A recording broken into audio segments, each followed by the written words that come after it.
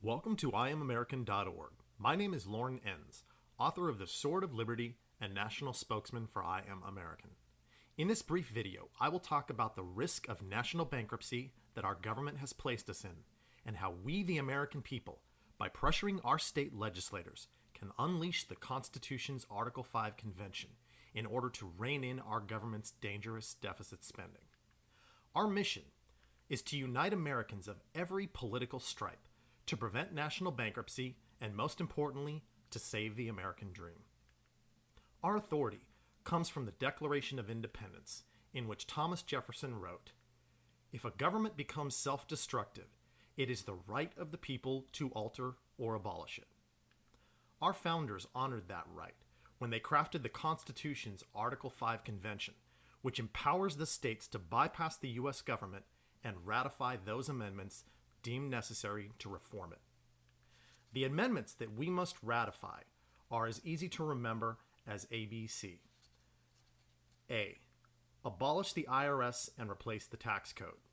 B. Balance the federal budget. And C. Compel our government to follow the Constitution. We will start with the balanced budget amendment because saving the economy is our first priority. The U.S. national debt is headed to infinity and beyond due to the trillion-dollar-a-year deficit spending of our government. In 2008, the national debt was $10 trillion and your share was around $95,000. Today, our national debt is approaching $17 trillion and your share is a whopping $145,000. That means our government borrowed nearly $50,000 in your name over the last 4.5 years alone. Let's face it, our government has a deficit spending addiction.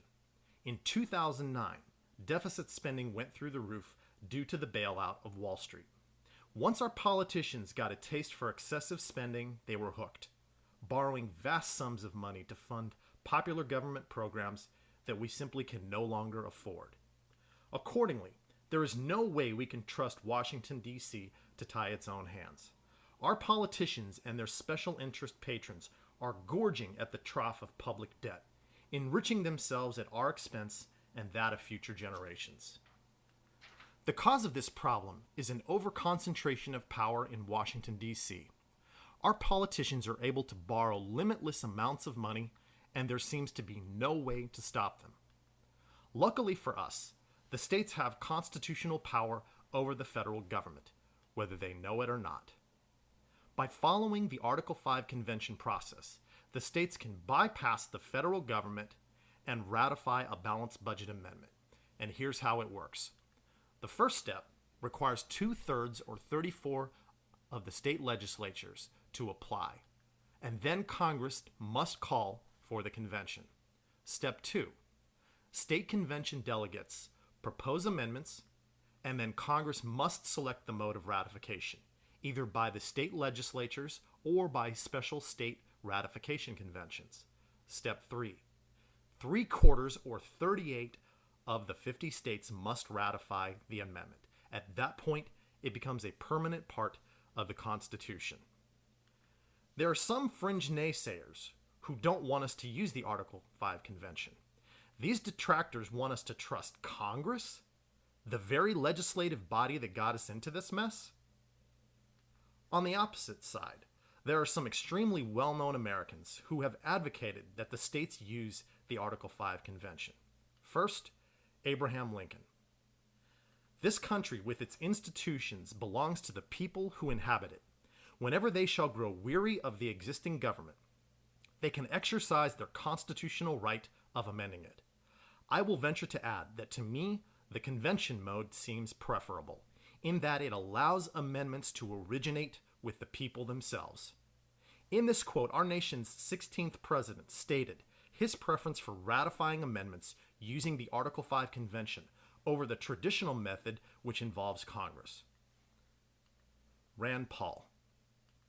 Our founders, in their enduring brilliance, provided the states with a mechanism to amend the Constitution should the U.S. Congress fail to act.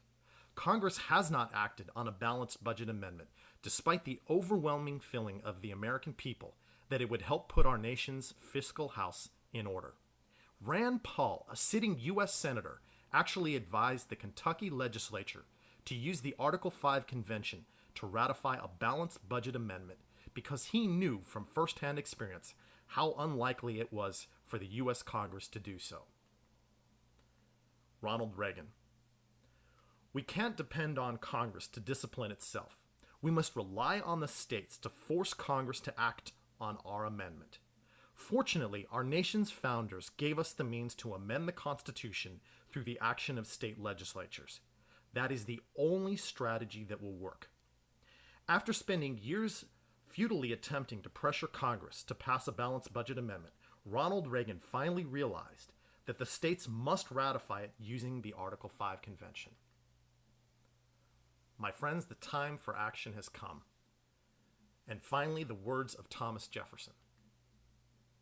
To preserve our independence, we must not allow our leaders to load us with perpetual debt.